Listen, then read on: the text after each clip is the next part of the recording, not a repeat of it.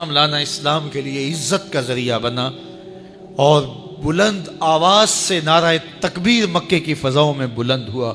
40 مسلمان جب ہو گئے تو پھر میرے رب نے کہا یا ایھا النبی حسبک اللہ، اے نبی تمہارے لیے اللہ کافی ہے، ومن اتبعک من المؤمنین، اور تمہارے لیے اہل ایمان کافی ہے۔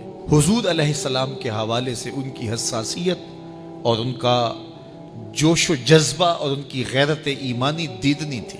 حضرت شاہ ولی اللہ محدث دہلوی علیہ رحمہ فرماتے ہیں کہ 17 مقامات پہ قرآن مجید میں حضرت عمر کی رائے کے مطابق قرآن نازل ہوا۔ یہ اللہ نے حضرت عمر کو شان عطا فرمائی۔ اور پھر جب حضور علیہ السلام کے وصال کے بعد حضرت عمر سیدنا صدیق اکبر کے وصال کے بعد بھی تخت خلافت پہ بیٹھے، 22,55,000 مربع میل پہ آپ کی حکومت کی حدود پھیل گئی، اور حضرت عمر کی حکومت صرف انسانوں پر نہیں تھی، عمر کی حکومت پانیوں پر بھی تھی، عمر کی حکومت آگ پر بھی تھی، عمر کی حکومت ہواؤں پر بھی تھی، اور عمر کی حکومت دھرتی پر مٹی پر بھی تھی۔ آپ جانتے ہیں کہ مصر کے گورنر نے لکھا کہ یہاں تو عجیب کہانیاں ہیں۔ کیا ہوا؟ کہا کہ دریائے نیل اتنی دیر تک چلتا نہیں جب تک ایک نوجوان لڑکی کو زیورات سے آراستہ کر کے نیل میں ڈالا جاتا ہے، پھر نیل چلتا ہے، اور یہ برسا برس رسم جاری ہے۔ حضرت عمر کے پاس جب یہ پیغام پہنچتا ہے تو حضرت عمر نیل کو خط لکھ رہے ہیں، بسم اللہ الرحمن الرحیم، مصر کے نیل کے نام عمر کا خط، اور آگے لکھتے ہیں اے نیل اگر تو اللہ کے حکم سے چلتا ہے تو چل، ورنہ تیری کوئی ضرورت نہیں ہے۔ اور رکا لکھ کر کاسد کو دیا، جا کے یہ دریائے نیل میں ڈال دو۔ اللہ اکبر، جن کے رکے دریا بھی مانتے ہیں، پانیوں پر بھی حکومت ہے۔ اور نیل میں جب وہ رکا ڈالا گیا، نیل ایسا چلا آج تک کبھی رکا ہی نہیں ہے۔ پانیوں پر حکومت، ہواؤں پہ حکومت۔ مسجد نبوی کا ممبر ہے، عمر خطبہ دے رہے ہیں، عراق کے علاقہ نہاون میں جنگ ہو رہی ہے، مدینے سے 1 مہینے کی مسافت ہے، 1 مہینہ مسلسل چلیں تو نہاون آتا ہے۔ حضرت عمر خطبہ دیتے دیتے درمیان میں جملہ معترضہ کا، یا ساریہ الجبل، اے ساریہ پہاڑ نہ چھوڑنا۔ لوگ حیران ہیں کیا ماجرا ہوا کہ ہم سے مخاطبہ ہے، ساریہ نہاون میں ہے، اور کہا ساریہ پہاڑ نہ چھوڑنا۔ 1 مہینے کے بعد جب وہاں سے قاصد آیا، اس نے کہا اللہ نے فتح دے دی۔ کہا کیسے؟ کہا پہاڑ کو چھوڑ کر دشمن پر ٹوٹنے لگے تھے، آگے بڑھنے لگے تھے، ان پر حملہ آور ہونے لگے تھے۔ اچانک عمر کی آواز آتی، پہاڑ کو نہیں چھوڑنا، کیونکہ اگر ہم پہاڑ کو چھوڑ دیتے دشمن پیچھے سے حملہ آور ہونے کے لیے تیار کھڑا تھا۔ تو کہا بس ہم پہاڑ کو اپنی پشت پہ پھیر رکھا، اور اللہ نے اسی دن ہمیں فتح عطا کر دی۔ ہوائیں بھی ان کا پیغام پہنچاتی ہیں، پانی بھی ان کا حکم مانتے ہیں۔ اس زمانے میں فائر بریگیڈ سسٹم نہیں تھا، لیکن ایک آگ بڑھتی آ رہی ہے شہر کی طرف۔ لوگوں نے حضرت عمر کو بتایا، امیر المومنین، آگ پھیلتی آگے بڑھتی چلی آ رہی ہے اور شہر کو اپنے قابو میں لینے والی ہے۔ عمر اپنی چادر اتارتے ہیں اور حضرت تمیم داری کو دیتے ہیں، کہا یہ چادر لے جاؤ اور ایسے ایسے کرو، آگ پیچھے بھاگتی چلی جائے گی۔ تو چادر ہلاتے جاتے ہیں حضرت تمیم داری، اور آگ پیچھے بھاگتی چلی جاتی۔ مٹی بھی حکم مانتی ہے۔ ایک لونڈی کھڑی رو رہی ہے راستے میں، کہا تجھے کیا ہوا؟ کہا ٹھوکر لگی، میرا تیل زمین میں بہہ گیا، میری مالکہ بڑی سخت ہے، وہ مجھے کہے گی تم نے یہ کیا کیا۔ عمر درہ زمین پہ مارتے ہیں، فر الارض الم عادل علیک، زمین عمر نے تیری چھاتی پہ عدل نہیں کیا؟ تو عمر کے ہوتے ہوئے اس کا تیل پی جائے؟ زمین تیل باہر نکال دیتی ہیں، فرماتے ہیں ڈال لے اپنے برتن میں۔ تو یہ عمر کے ان کا حکم مٹی بھی مانتی ہے، ان کا حکم ہوائیں بھی مانتی ہیں، دریا بھی مانتے ہیں، ان کا حکم پانی اور آگ بھی مانتی ہے۔ وہ عمر، میرے حضور فرماتے ہیں ان الشیطان یفر من ذل عمر، میرا عمر وہ ہے جس کے سائے کو دیکھ کے شیطان بھی بھاگ جاتا ہے۔ حضرت عمر رضی اللہ تعالیٰ عنہ نے ایک بہترین نظم و نسق دیا اور امور سلطنت کو اس انداز سے منظم کیا۔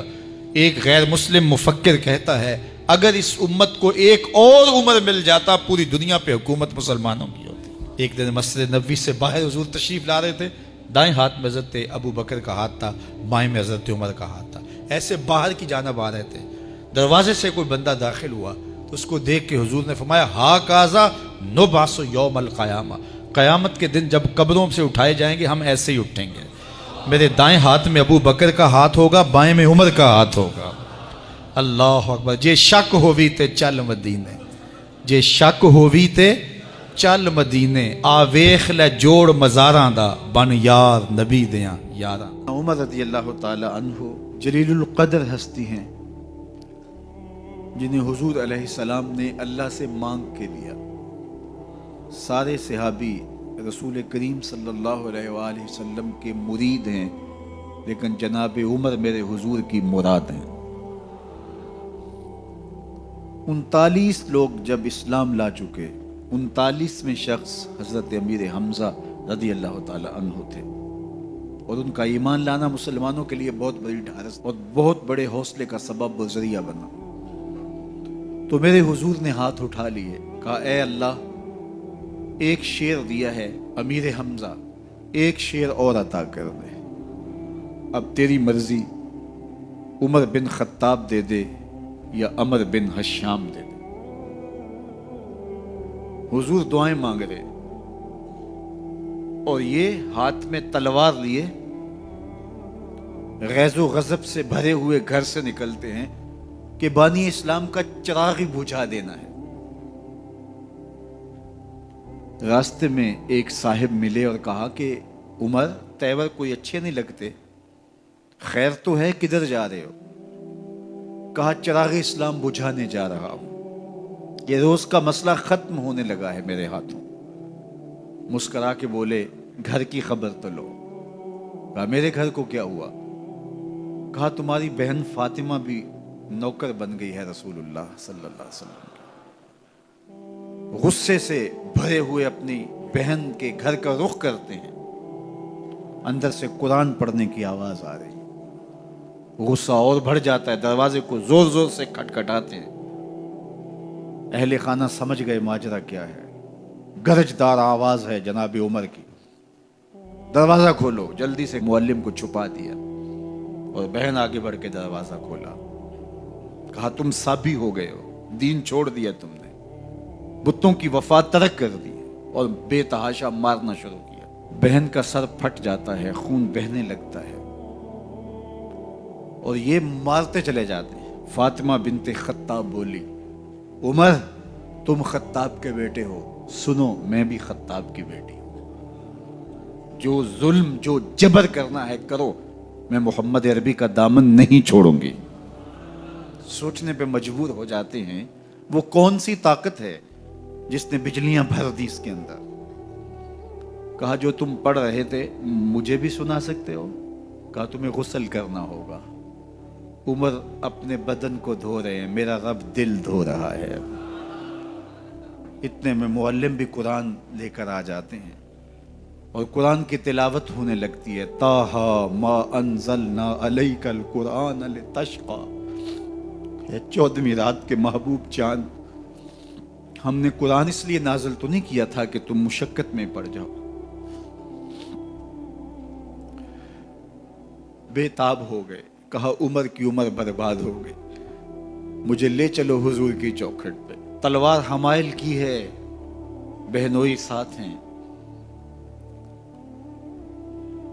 اور حضور کی بارگاہ میں حاضر ہو رہے ہیں۔ دروازے کے سوراخوں سے دیکھا تو صحابہ تشویش کا اظہار کرنے لگے کہ عمر آ رہا ہے، تلوار حمائل کی ہے، ارادے اچھے نہیں لگتے۔ جناب امیر حمزہ نے کہا دروازہ کھول دو، اچھی نیت سے آیا تو استقبال کریں گے، نیت اچھی نہیں ہے تو اس کی تلوار سے اس کی گردن کاٹ دیں گے۔ حضور کے سامنے جا کے بیٹھ گئے، گلے میں کپڑا ڈالا تو حضور نے پکڑ کے کہا عمر ابھی وقت نہیں آیا کہ تم اسلام لے آؤ؟ یہی وقت تھا عمر کے اسلام لانے کا۔ لبوں پہ کلمہ جاری ہو گیا، اللہ اکبر کی صدا اس زور سے گونجی کہ مکے کی گلیاں گونجنے لگیں۔ اسلام لانے کے بعد حضور سے پوچھتے ہیں حضور کیا ہم حق پر نہیں ہیں؟ فرمایا ہم حق پر ہیں۔ اللہ کا دین سچا نہیں ہے؟ کہا اللہ کا دین سچا ہے۔ آپ اللہ کے سچے نبی نہیں ہیں؟ فرمایا میں اللہ کا سچا نبی ہوں۔ تو کہا پھر ہم چھپ کے عبادت کیوں کریں؟ اب مسلمانوں کی دو صفیں بنتی ہیں، ایک صف کی قیادت امیر حمزہ کرتے ہیں، دوسری صف کے آگے آگے عمر بن خطاب چلتے ہیں اور حضور درمیان میں ہیں، اور یہ ملکوتی قافلہ صحن حرم میں آ کے اعلانیہ عبادت کرتا ہے۔ حضرت عبداللہ ابن مسعود رضی اللہ تعالیٰ عنہ فرماتے ہیں عمر کا اسلام لانا اسلام کے لیے عزت کا سبب بنا، اسلام کے وقار کی علامت بن گیا۔ ایک ایک کے دروازے پہ جا کے دروازہ کھٹکھٹا کے کہتے ہیں، وہ تو اور خبر سننے کے لیے بے چین تھے کہ یہ بانی اسلام کی زندگی کا چراغ بجھانے گیا تھا، کوئی خبر لایا ہوگا۔ وہ کہتے ہیں آؤ عمر کدھر آئے ہو؟ کہا تمہیں بتانے آیا ہوں، کمزوروں سے پنجہ آزمائی کرتے رہے ہو، آؤ میرے سے بات کرو، میں محمد عربی کا نوکر بن گیا ہوں۔ اللہ اکبر۔ میرے حضور نے فرمایا جب اچھے لوگوں کا ذکر کرو تو میرے عمر کا ذکر بھی کیا کرو۔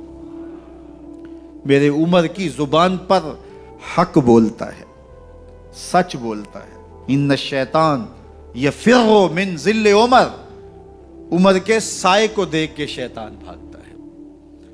اللہ اکبر۔ اسلام لائے تو زندگی کی ایک ایک سانس اسلام کے لیے وقف کر دی، حضور کا پہرا دیا، حضور کی ناموس کا پہرا دیا، حضور کی شریعت کا پہرا دیا۔ اسلامی فتوحات پھیلی تو پھیلتی ہی چلی گئیں، کبھی مصر فتح ہو رہا ہے، کبھی ایران فتح ہو رہا ہے، آرمینیا تک مسلمانوں کی افواج پہنچتی ہیں۔ 22 لاکھ مربع میل پر حضرت عمر رضی اللہ تعالیٰ عنہ کی سلطنت پھیل جاتی ہے۔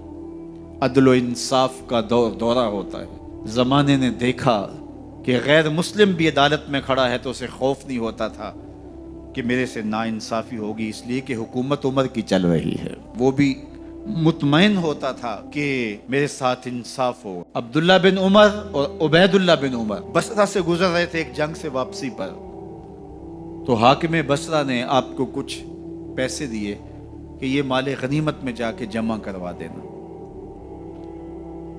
اور پھر خود ہی مشورہ دیا کہ عراق کے اندر فلاں فلاں چیز بہت سستی مل جاتی ہے اور حجاز میں ان چیزوں کی قیمت زیادہ ہے، تو اگر آپ ایسا کر لیں کہ یہ ان پیسوں سے خرید لیں اور جا کے مدینہ المنورہ میں فروخت کر دیں تو جو زائد پیسے آپ کمائیں گے وہ آپ کے ہوئے، اور یہی اشرفیاں جو میں نے دی ہیں آپ کو، اتنی اشرفیاں بیت المال میں جمع کروا دینا۔ تم نے محنت کی ہوگی، تجارت کی ہوگی، تو جتنے بچیں گے وہ آپ کے ہوں گے۔ تو انہوں نے کہا بہت اچھا، وہاں سے مال خرید لیا، مدینہ المنورہ میں آ کے بیچ دیا۔ جتنی اشرفیاں انہوں نے وہاں سے دی تھی بیت المال کے لیے، اتنی بیت المال میں جمع کروا دی۔ حضرت عمر رضی اللہ تعالیٰ عنہ کو پتہ چلا، بیٹوں کو بلایا، کہا کہ سنا ہے تم نے کوئی کمائی کی ہے؟ کہا جی ہم نے تو تجارت کی اور جو مال لیا تھا اتنا مال بیت المال میں جمع کروایا ہے۔ کہا تم بیت المال کے پیسوں پر کمائی کی ہے، وہ پیسے بھی تمہیں بیت المال میں جمع کروانے پڑیں گے۔ یہ عمر ہیں رضی اللہ تعالیٰ عنہ۔ رومی شہنشاہ کی بیوی سلام بھیجتی ہے حضرت عمر رضی اللہ تعالیٰ عنہ کی اہلیہ کو، تو وہ 1 دینار ادھار لے کر کے اس کا عطر خریدتی ہیں اور شیشیوں میں ڈال کر کے ان کو بھیجتی ہیں کہ چلو ایک رواداری کا اچھا ثبوت فراہم کیا جائے۔ تو وہ واپسی پر انہی شیشیوں کے اندر قیمتی موتی بھر کے بیچتی ہیں، جواہرات بھر کے بیچتی ہیں۔ حضرت عمر رضی اللہ تعالیٰ عنہ فرماتے ہیں لاؤ یہ سارے جواہرات، سب کو فروخت کرتے ہیں، 1 دینار اس کو دیتے ہیں، باقی بیت المال میں جمع کر دیتے ہیں۔ تو جب اپنی زندگی اتنی محتاط ہوگی، اتنی خوبصورت ہوگی، تو پھر کس طرح کوئی گورنر زیادتی کر سکتا ہے؟ تو حضرت سیدنا عمر رضی اللہ تعالیٰ عنہ نے اپنا طرز زندگی اور انداز معاشرت اتنا سادہ اور اتنا خوبصورت رکھا کہ اس کے مطابق تمام گورنروں کو ڈھالنے کی تلقین کی۔ آپ جب بھی کسی شخص کو بطور گورنر اس کا تعین کرتے تو اس کو یہ نصیحتیں کرتے، ایک ترکی گھوڑے پہ سوار نہیں ہوں گے، باریک کپڑا نہیں پہنیں گے، اور انچھنے آٹے کی روٹی کھائیں گے، مکان کا دروازہ نہیں لگائیں گے، کوئی حاجب نہیں رکھیں گے، چوکیدار نہیں رکھیں گے، بواب نہیں رکھیں گے، جو تمہارے تک پہنچنا چاہے ڈائریکٹ پہنچ جائے۔ اللہ اکبر۔ اور پھر جب کسی کو متعین کیا جاتا اس کی جائیدادیں لکھ لی جاتی کہ اس کے پاس کتنی جائیداد ہے، وہ حساب اپنے پاس رکھتے، اور جب وہ معزول ہوتا یا اس کا وقت ختم ہوتا تو آپ دیکھتے کہ اب اس کے پاس جائیداد کتنی ہے۔ اگر وہ جو پہلے آپ نے اپنے پاس ریکارڈ رکھا ہوتا اس سے جائیداد اس کی زیادہ ہوتی تو حضرت عمر بقیہ جائیداد بیت المال میں جمع کرتے۔ اللہ اکبر۔ اور یہ کیسے تھا؟ گورنر بول نہیں سکتا تھا، اس لیے کہ حضرت عمر کی اپنی بود و باش بھی اسی طرح کی تھی، اپنا طرز زندگی بھی اسی طرح کا تھا۔ مال غنیمت میں بہت ساری چادریں آتی ہیں جو سب کو تقسیم کر دی جاتی ہیں۔ خطبہ جمعہ دینے کے لیے آئے تو ایک شخص کھڑا ہو گیا، عمر خطبہ بعد میں سنیں گے، پہلے یہ بتائیں کہ یہ جو تم نے قمیض پہنی ہے یہ کہاں سے آئی؟ مال غنیمت کے اندر جو چادریں آئی ہیں سب کے حصے میں ایک ایک چادر آئی، آپ دراز قد ہیں، ایک چادر سے قمیض نہیں سل سکتی، تو آپ کی قمیض کہاں سے آئی؟ پہلے اس سوال کا جواب دے دیجئے، پھر خطبہ سنیں گے۔ اللہ اکبر۔ آپ کے بیٹے کھڑے ہوتے ہیں، کہا ایک چادر سے میرے باپ کی قمیض نہیں بنتی تھی، میں نے اپنے حصے کی چادر بھی اپنے باپ کو پیش کی ہے۔ اس نے کہا اب سناؤ، اور ہم سنتے ہیں۔ یہ ہے حضرت عمر رضی اللہ تعالیٰ عنہ کی اپنی ذاتی زندگی۔ ایاز بن غنم کے بارے میں یہ پتہ چلتا ہے کہ وہ موٹے کپڑے نہیں باریک کپڑے پہنتا ہے۔ اس نے گھر کے دروازے پر بواب بھی رکھا ہوا ہے، چوکیدار بھی رکھا ہوا ہے۔ تو حضرت عمر رضی اللہ تعالیٰ عنہ محمد بن مسلمہ کو بھیجتے ہیں، محمد بن مسلمہ جاتے ہیں اور جا کے تحقیق کرتے ہیں تو ایسا ہی پاتے ہیں، تو ان کو وہیں گرفتار کر کے لے آتے ہیں اور حضرت عمر کے دربار میں پیش کیا جاتا ہے۔ چھڑی اس کے ہاتھ میں دے کر فرماتے ہیں جاؤ تم بکریاں چرایا کرو، تم گورنری کے لائق نہیں ہو۔ ایک گورنر کو بکریاں چرانے پہ لگا دیتے ہیں اس لیے کہ تم نے ان اصولوں سے، ان ضابطوں سے انحراف کیا ہے جو ایک سلطنت کے ذمہ دار کے لیے لازم اور ضروری ہیں۔ دور موجود کے حکمرانوں کو، چاہے وہ عرب کے حکمران ہوں چاہے وہ عجم کے حکمران ہوں، اگر وہ اسلام کا نام لیتے ہیں تو انہیں اپنے اعمال کا جائزہ لینا ہوگا کہ ہم کھڑے کہاں ہیں۔ ایک دن حضرت عمر بیٹھ کے رو رہے تھے تو کسی نے کہا حضرت رو کیوں رہے ہیں؟ فرمایا کہ میں اس لیے رو رہا ہوں کہ فلاں پل سے بکریاں گزری ہیں، تو پل کے اندر شکستگی تھی، ٹوٹا ہوا تھا پل درمیان میں کچھ، اس میں ایک بکری کی ٹانگ ٹوٹ گئی ہے، تو میں ڈرتا ہوں کہ میرا رب یہ نہ پوچھے کہ عمر تو نے پل صحیح تعمیر نہیں کروائے تھے کہ ایک بکری کی ٹانگ کیوں ٹوٹی ہے۔ یہ ہیں حضرت عمر رضی اللہ تعالی عنہ۔ اللہ اکبر۔ تو اللہ تعالیٰ جل شانہ نے حضرت سیدنا عمر بن خطاب رضی اللہ تعالیٰ عنہ سے جو کام لیا، مختصر دور خلافت کے اندر 10 سال 6 ماہ 4 دن آپ نے خلافت فرمائی ہے، لیکن کہاں سے چلے اور یہاں مکران تک، بلوچستان کا حصہ ہے، یہاں تک آپ کے سلطنت کی حدود وسیع ہوئی، ادھر آرمینیا تک جا پہنچے، حمص فتح کیا، قادسیہ، یرموک۔ آپ ذرا دیکھیے کہ کہاں تک آپ کی فوجوں کے گھوڑے دوڑتے رہے، اور اللہ تعالیٰ جل شانہ نے ان کو جو توانائی، عدل و انصاف کی قوت عطا فرمائی۔ اللہ اکبر۔ جب زمین پہ عدل کیا ہو تو زمین بھی حکم مانتی ہے، اور حضرت عمر وہ تھے جن کا حکم ہوائیں بھی مانتی تھی، زمین بھی مانتی تھی، جن کا حکم جو ہے وہ آگ بھی تسلیم کرتی تھی اور دریا بھی ان کا حکم مانا کرتے تھے۔ مصر کے اندر یہ رسمیں بد جاری تھی کہ سال کے بعد ایک دوشیزہ کو زیورات پہنا کے اچھے لباس میں ملبوس کر کے دریا کی بھیڑ چڑھایا جاتا، اس کی قربانی دی جاتی، اس کا خون بہتا تو دریا چلتا۔ جب مسلمانوں نے مصر فتح کیا تو گورنر نے لکھا کہ اسلام تو اس طرح کی رسوم کی اجازت نہیں دیتا، لیکن خشک سالی ہے، لوگوں کی فصلیں ویران پڑی ہیں، تو حضرت کیا کیا جائے؟ تو حضرت عمر رضی اللہ تعالیٰ عنہ کاغذ کے ٹکڑے پہ لکھتے ہیں بسم اللہ الرحمن الرحیم، مصر کے نیل کی جانب عمر کا خط لکھتے ہیں، اے نیل اگر تو اللہ کے حکم سے چلا کرتا ہے تو چل، ورنہ ہمیں تیرے چلنے کی کوئی حاجت نہیں ہے۔ اور قاصد کو کہا یہ خط لے جاؤ اور جا کے دریائے نیل میں پھینک دو۔ قاصد جا کے خط دریائے نیل میں پھینک دیتا ہے، پانی آتا ہے، ایسا دریائے نیل چلا 14 صدیاں ہوئی ہیں آج تک کبھی بند ہی نہیں ہوا ہے۔ دریا حکم مانتے ہیں، آگ نکلتی ہے۔ لوگ حضرت عمر رضی اللہ تعالی عنہ کے پاس آئے، حضرت لاوا پھوٹا ہے، آگ نکل رہی ہے اور مدینے کی طرف بڑھ رہی ہے، اب کیا کیا جائے؟ فائر بریگیڈ تو زمانے میں تھی نہیں۔ عمر نے اپنی قمیض اتاری، جس قمیض پہ 17 پیوند لگے ہوئے تھے چمڑے کے، کہا یہ قمیض لے جاؤ، جدھر آگ بڑھ رہی ہے آگے ڈھالنا، آگ پیچھے بھاگ جائے گی۔ زلزلہ آتا ہے تو زمین پہ دھرا مارتے ہیں، زمین رک جا، کیا عمر نے تیری چھاتی پہ عدل نہیں کیا ہے؟ تو یہ عمر ہیں رضی اللہ تعالی عنہ کہ جن کے انصاف کی وجہ سے، جن کے عدل کی وجہ سے اللہ تعالیٰ کی رحمات اور اس کی برکات کا نزول ہوتا تھا، اور اللہ تعالیٰ نے مسلمانوں کو وہ آبرومند حکومت دی۔ کائنات کی تاریخ کے اندر ایسی حکومت آپ نے نہیں دیکھی ہوگی جو حضرت عمر نے حکومت کی ہے۔ اللہ اکبر۔ فرمایا فرات کے کنارے پہ ایک کتا بھی پیاسا مر گیا تو اس کا حساب بھی عمر سے ہوگا۔ باہر سے سفیر آتا ہے اور آ کے پوچھتا ہے کہ میں امیر المومنین کے، مسلمانوں کے حکمران کے محل میں جانا ہے، تو وہ مسکرا کے کہتے ہیں ہمارے امیر کا تو کوئی محل نہیں ہے۔ کہا کہاں ہے تمہارا امیر؟ کہا مسجد نبوی میں ہوگا یا بیت المال کے اونٹوں کی دیکھ بھال میں لگا ہوگا۔ وہ جب گئے تو مسجد میں نہیں ہے، اللہ اکبر، وہاں گئے تو وہاں بھی نہیں ہے۔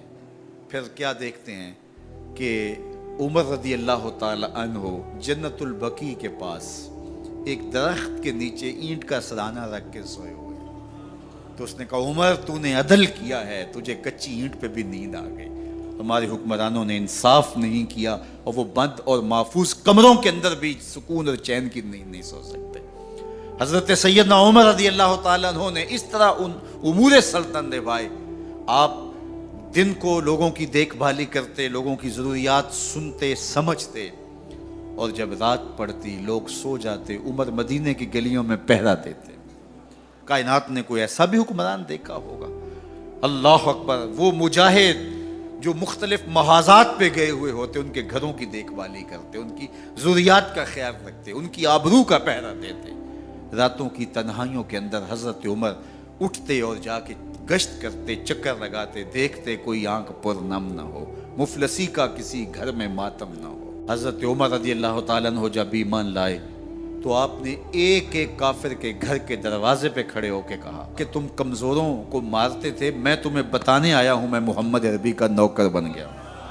بلکہ آپ نے اعلان کیا جس نے اپنی بیوی کو، بیوہ اور بچوں کو یتیم کروانا ہو اور اپنے ماں باپ کی کمر کو جھکانا ہو، وہ عمر کے مقابلے میں آئے۔ اللہ اکبر۔ زنیرہ نامی ایک خاتون تھی، بہت کمزور، راوی کہتا ہے کہ اس کی ہڈیوں میں گودا نہیں تھا، عشق رسول تھا، اور اس کا ظالم آقا اس کو مارتا ہے، اور جب مار مار کے تھک جاتا ہے، ادھر سے عمر آ رہے ہیں، یہ اسلام لانے کے پہلے کی کہانی ہے، ادھر سے عمر آ رہے ہیں، تو اس نے کہا عمر تم جوان آدمی ہو تو یہ چھوڑتی نہیں ہے اپنے نبی کا نام، ذرا تم آؤ۔ تو عمر کوڑا پکڑ لیتے ہیں، اسے مارتے ہیں، مارتے مارتے تھک جاتے ہیں تو پانی پینے لگتے ہیں، تو کہتے ہیں مجھے تیرے پہ ترس نہیں آیا لیکن میں ذرا پانی پینے لگا ہوں، اور پھر گلے کے اندر ڈال کر کے کوڑا اور اس کی رسی کو بل دیتے ہیں اور اس کی آنکھیں باہر نکل آتی ہیں، اور کہتے ہیں بلا اپنے نبی کو جو تیری آنکھوں کی بینائی واپس کرے۔ اللہ اکبر۔ تو اس نے آسمان کی طرف منہ کر کے کہا مالک میں کبھی بھی آنکھوں کی بینائی نہ مانگتی، لیکن اب تیرے نبی کی عزت کا سوال ہے۔ آنکھوں کی بینائی واپس ہو جاتی ہے۔ زنیرہ کو بڑا مارا۔ آج عمر گلیوں میں آنکھوں میں آنسو ہیں اور عجیب دل بے تاب ہے، اور کہتے ہیں آؤ بھائی میں حضور کا غلام بن گیا ہوں، تمہیں بتانے آیا ہوں۔ زنیرہ نے موڑ کاٹا تو آگے عمر یہ آواز دے رہے تھے۔ زنیرہ ایک کونے پہ کھڑے ہو کے رو کے کہتی ہے عمر تم تو بڑے اس دن جوش و غضب میں تھے اور تم مارتے ہوئے تھکتے نہیں تھے۔ تو عمر نے کہا زنیرہ اس دن میں نے دیکھا نہیں تھا، اب میں محمد عربی کو دیکھ آیا ہوں۔ جنہ ویکھیا نہیں ہو کرن گلاں، جنہ ویکھیا نہیں ہو کرن گلاں، جنہ ویکھیا ہو تے بول دے نہیں، جڑے محرم راز حقیقت دے اور راز حقیقت کھول دے نہیں۔ تو حضرت عمر رضی اللہ تعالیٰ عنہ ایمان لائے. حضرت عبداللہ ابن مسعود رضی اللہ تعالیٰ عنہ فرماتے ہیں کہ حضرت عمر کا ایمان لانا مسلمانوں کے لیے عزت کا سبب تھا. ان کا ہجرت کرنا مسلمانوں کی نصرت تھی اور ان کی خلافت مسلمانوں کے لیے رحمت تھی. حضرت عمر رضی اللہ تعالی عنہ وہ ہیں کہ میرے حضور نے فرمایا لوگوں جب نیک لوگوں کا ذکر کرو تو میرے عمر کا تذکرہ ضرور کیا کرو. میرا عمر وہ ہے کہ جب وہ ایک سمت سے آ رہا ہو, ایک گلی اور بازار سے آ رہا ہو, تو شیطان بھی آ رہا ہو, عمر کو دیکھ کے راستہ تبدیل کر لیتا ہے. حضرت عمر رضی اللہ تعالی عنہ کی طبیعت کے اندر جو جاہ و جلال تھا, طبیعت کے اندر جو سختی تھی, وہ اسلام کے اندر آ کر بھی قائم رہی. اور آپ نے وہی سختی, وہی جاہ و جلال جو پہلے مسلمانوں کے خلاف تھا, اب کفار کے خلاف, منافقین کے خلاف, حضرت عمر کی طبیعت کے اندر وہ جوش و خروش بدستور موجود رہا. لیکن جس دن آپ خلیفہ بنے تو اس دن آپ نے ممبر پہ چڑھ کے جو خطبہ دیا اس میں کہا لوگوں میں سخت اس لیے تھا کہ رسول اللہ نرم تھے, پھر میں سخت اس لیے تھا کہ حضرت ابو بکر صدیق نرم تھے, اب میں تخت خلافت پہ بیٹھا ہوں, اب میری سختی جو ہے وہ نرمی میں تبدیل ہو گئی. صرف فاسقوں, فاجروں اور باغیوں کے لیے میں سخت ہوں, باقی تمہارے لیے نرم ہوں. سب سے کم جو تنخواہ بیت المال سے اگر کسی وجود نے لی ہے تو وہ حضرت عمر رضی اللہ تعالیٰ عنہ نے لی. صرف 2 جوڑے لیتے تھے سال میں, اور راوی کہتا ہے کہ میں نے دیکھا ہے کہ اس میں بھی 17 پیوند لگے ہوتے تھے. حضرت عمر رضی اللہ تعالیٰ عنہ کا طرز زندگی, آپ کا انداز معاشرت اور آپ کا انداز خلافت, ہر لمحہ آپ کی زندگی کا اٹھا کے دیکھیے کتنی مرتبہ قرآن حضرت عمر کی رائے کے مطابق نازل ہوا ہے.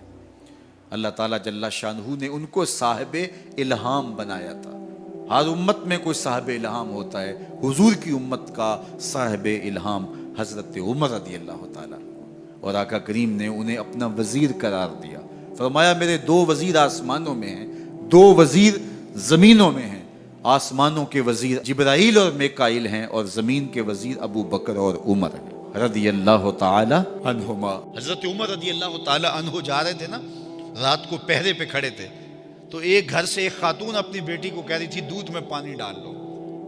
تو بیٹی بولی امیر المومنین نے منع کیا ہے. تو کہا امیر المومنین کب دیکھ رہے ہیں؟ تو بیٹی بولی امیر المومنین نہیں دیکھ رہے, ان کا رب تو دیکھ رہا ہے. حضرت عمر دروازے پہ نشان لگایا تو آ گئے. دن کے اجالے میں پھر اس گھر کے دروازے پہ گئے اور صاحب خانہ سے کہا کہ اپنی بیٹی کا رشتہ میرے بیٹے کے لیے دے دو. امیر المومنین سوالی بن کے کھڑا ہے اس گھر میں, کہا اس بیٹی کا رشتہ مجھے دے دو. ان کو اور کیا چاہیے تھا, امیر المومنین کے بیٹے کے لیے رشتہ قبول کر لیا گیا. پھر اللہ تعالیٰ جل شانہ ان کو ایک بیٹی دی, اس بیٹی سے اللہ نے ایک بیٹا انہیں دیا. اس بیٹے کا نام حضرت عمر بن عبدالعزیز ہے.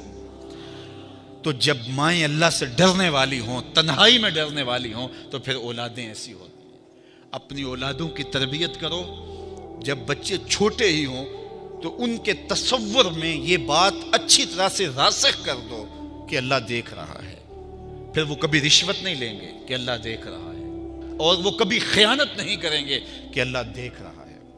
وہ کبھی ملک کے راز کو نہیں بیچیں گے کہ اللہ دیکھ رہا ہے. وہ جو ہے وہ بد نگاہی نہیں کریں گے کہ اللہ دیکھ رہا ہے. جہاں کوئی کیمرہ نہیں پہنچتا, جہاں سیکورٹی نہیں پہنچتی, جہاں کوئی ایجنسی نہیں پہنچتی, وہاں یہ عقیدہ پہنچتا ہے کہ میرا اللہ مجھے دیکھ رہا ہے. تو یقین کی یہ دولت زندگی کا نور ہے, زندگی کا جمال ہے, اور ماہ سیام میں اللہ تعالیٰ اس عقیدے کو روحوں میں اتار دیتا ہے اور باطن میں جذب کر دیتا ہے. تو اس کو اپنے اندر اچھی طرح سے ہم اتار کر کے اپنی زندگی میں چراغاں کر سکتے ہیں اور اندھیرے دور کر سکتے ہیں. یہ تیقن کہ میرا اللہ مجھے دیکھ رہا ہے, میں اپنے رب کی نگاہوں میں ہوں. ارا زبیبن نملات سودا, کالی رات کے اندھیرے میں کالے پہاڑوں کی کوکھ میں گہرا غار ہے. اس غار میں چیونٹیوں کا سوراخ ہے. اس میں جب چیونٹی چلتی ہے, اور وہ بھی سیاہ رنگ کی ہے, رات کی بھی سیاہی ہے, پتھر بھی کالا ہے اور چیونٹی بھی کالے رنگ کی, سینہ سنگ پر اس چیونٹی کے چلنے کی وجہ سے ایک وہمی اور گمانی لکیر بنتی ہے جس کو خوردبین سے دیکھنا بھی ممکن نہیں. تمہارا رب اس کو یوں دیکھتا ہے جس طرح دیواریں چین کو دیکھتا ہے. تو کیا ذہن اور دماغ کی سکرین پہ آنے والے خیالات سے وہ غافل ہو سکتا ہے؟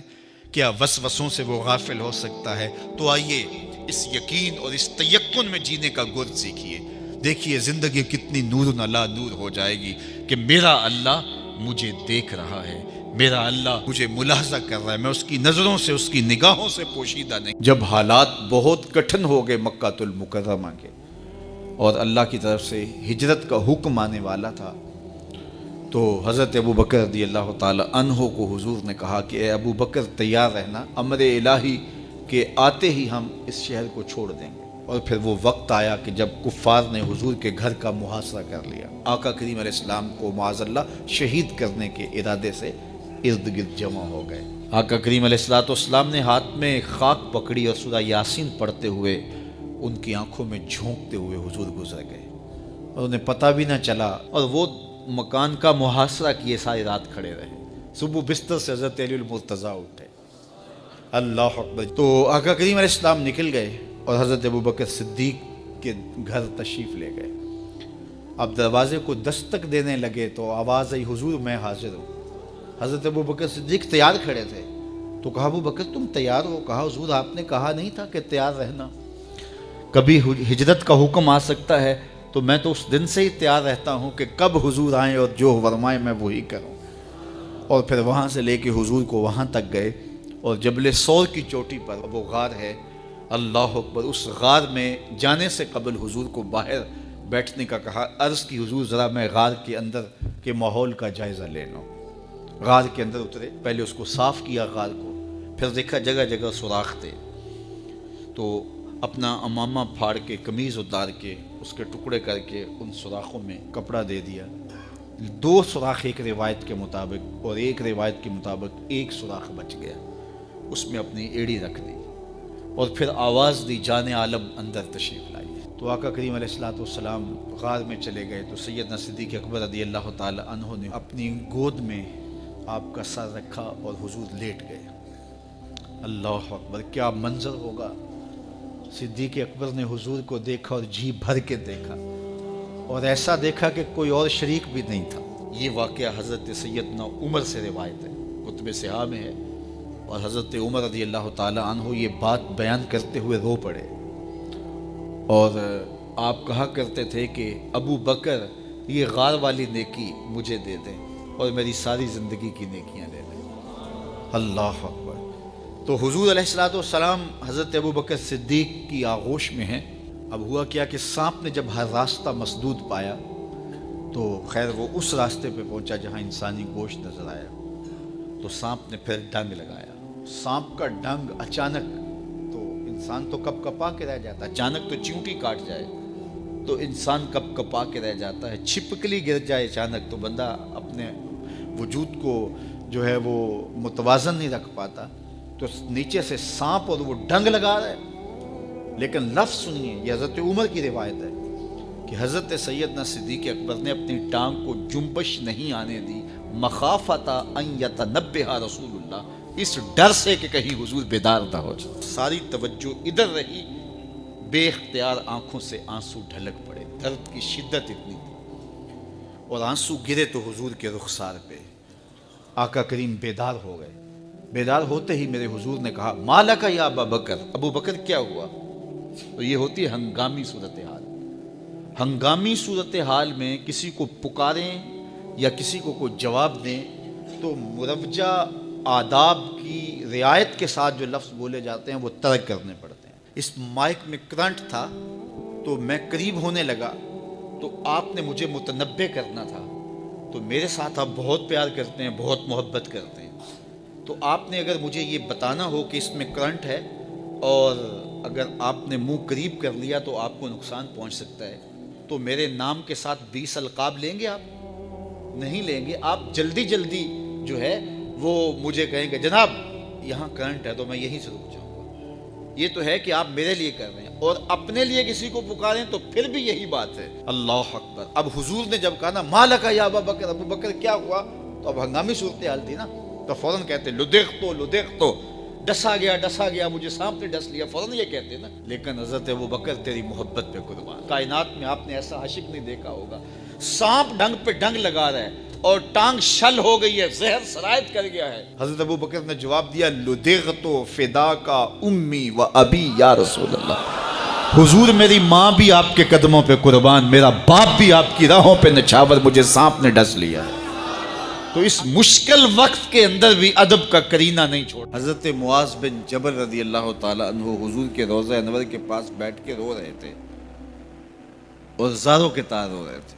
حضرت عمر رضی اللہ تعالیٰ عنہ گزرے تو رک گئے، کہا معاذ کیا ماجرا ہے؟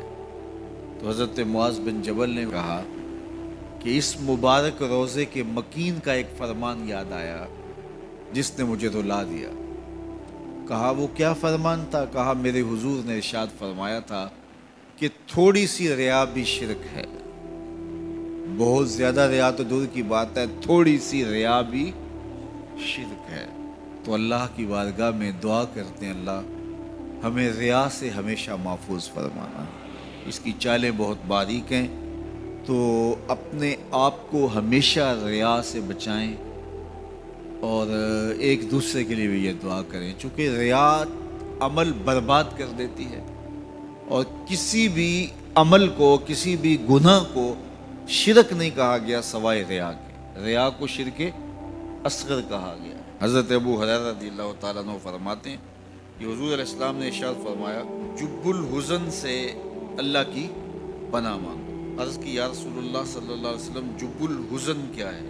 کہا یہ جہنم میں ایک وادی ہے اور یہ وادی اتنی خطرناک ہے کہ خود جہنم ایک دن میں 400 مرتبہ اس سے پناہ مانگتی ہے. صحابہ نے حضور سے عرض کی اے اللہ کے محبوب صلی اللہ علیہ وسلم وَمَن يَدْخُلْهَا، اس میں داخل کون ہوگا؟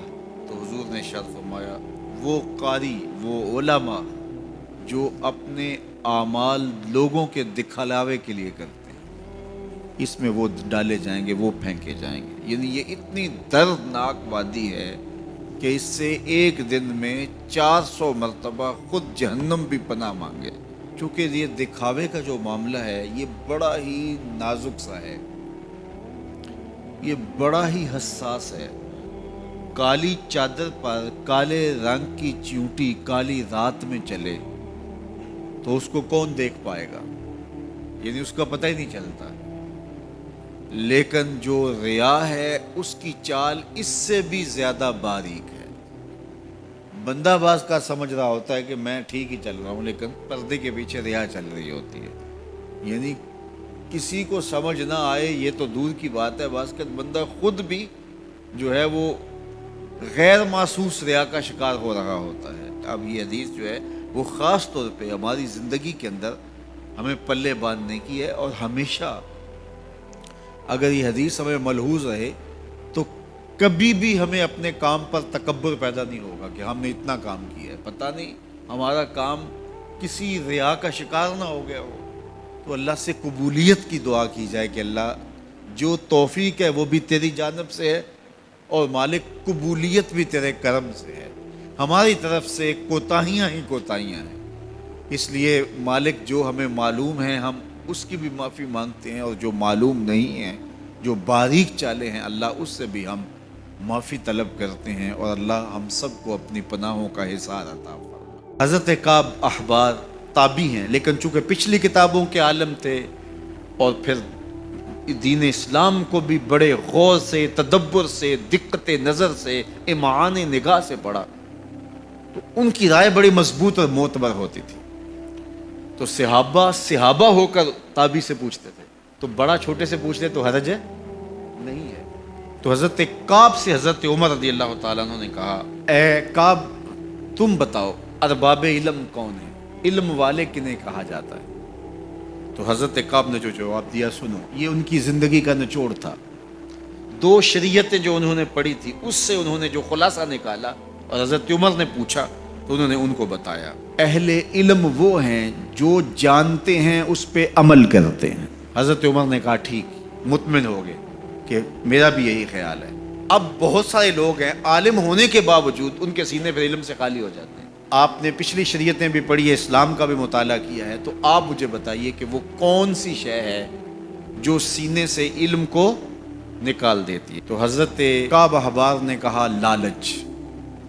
جب عالم کے سینے میں لالچ آتا ہے تو لالچ ایک طرف سے داخل ہوتا ہے، علم دوسری طرف سے نکل جاتا ہے۔ تو کبھی بھی کسی بھی امر میں لالچ کو اپنے قریب نہ آنا۔ لالچ اندر محنت کے ساتھ حاصل کیا گیا علم جس پر عمل بھی ہو، اس کو بھی نکال پھینکتا ہے، اس لیے طمع کو کبھی بھی اپنے قریب نہ آنے دینا۔ ایک شخص نے حضور علیہ السلام سے شر کے بارے سوال کیا۔ شر کیا ہے؟